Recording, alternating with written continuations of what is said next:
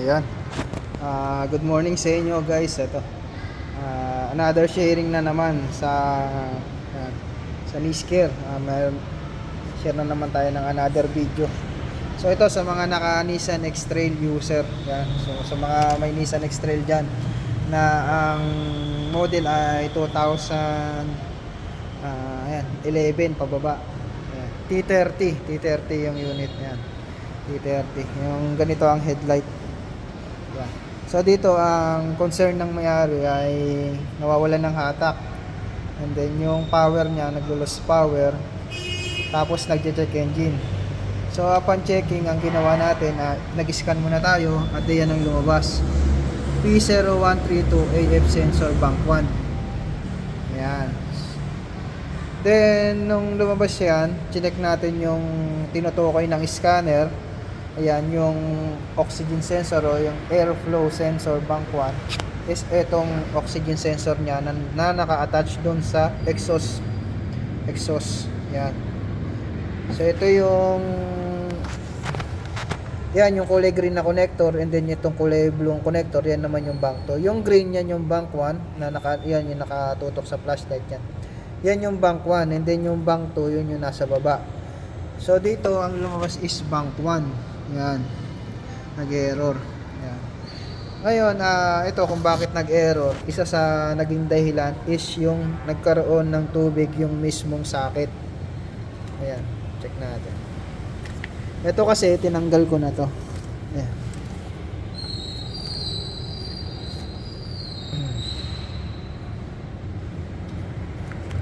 Kung makikita nyo, ayan o. Contaminated ng tubig yung mismong connector. Ayan o, may tubig o. Yun. Yan, may tubig siya. Tapos dito, ayan o, tubig din. O. Ayan o, may tubig din siya. Ayan. Sa likod, naanuan din ng tubig.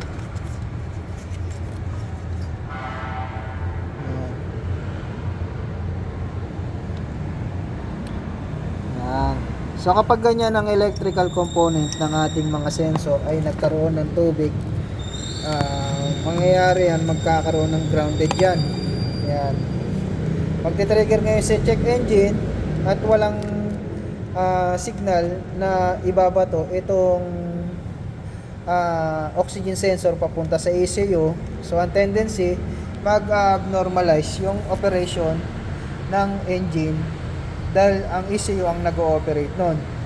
So isa sa mga naging root cause kung bakit nababasa yan is yung leak dito sa cooling system. So ito meron ditong bypass hose, yan. And then dito naman yung bypass hose na coolant yan papuntang heater core. And then ito naman yung hose ng papuntang radiator, itong mahaba na to. So ito, kung makikita nyo, may tubig dito sa portion na to na nanggaling dito, nanggaling din dito, dumaloy ngayon pababa dun sa tubo na to. Yan. Yan tubo na yan. Tapos dun, papatak dun sa mismong connector.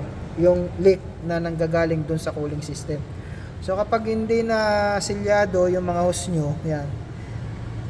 At may leak na lumabas dyan, yung coolant lumabas dyan, dadaloy yan dyan sa bakal na tubo na yan.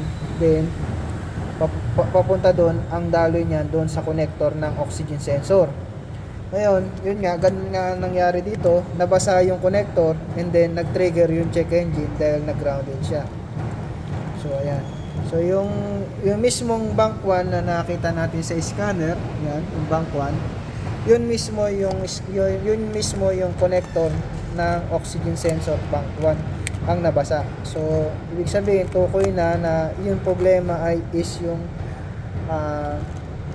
bank 1. Pero ang pinaka root cause kung bakit nag-trigger yung oxygen sensor is dahil merong lumabas na tubig galing sa coolant system na lumabas dito sa mga hose na to. So yan ngayon yung ayusin natin, and then lilinisin yung kanyang oxygen sensor. Ngayon pag na-correct na tong leak na to at nalinis na yung oxygen sensor, kailangan nyo obserbahan kung mag-check engine pa, wala. Kung hindi na, okay na yun. At naayos na ang problema. So ganun lang ang gagawin namin dito, ay i-correct yung pinaka root cause, yun yung coolant na naglilik doon sa naglilik doon sa mga hose niya papunta doon sa ano, kaya nababasa siya. So yun, kailangan makorek yun, and then lilinisin yung oxygen sensor, and then okay na yan. Then road test na. At check pa kung babalik pa yung check engine niya. So yun lang guys, basic na issue, o kaya yung issue niya ay common lang na nag-leak tapos naapektuhan yung pinaka-sensor. Yan. So kailangan i-analyze nyo lang kung bakit nag-check engine yung ano yung cause ng check engine ng inyong Nissan. So kailangan masalpakan nyo siya ng scanner para ma-identify nyo talaga kung ano yung sensor ang nag-faulty. So ayun lang guys, maraming salamat sa panonood. Yan, huwag niyo pong kalimutan na mag-subscribe sa ating YouTube channel. Yan. At mag-ingat po kayo palagi, umaulan ngayon.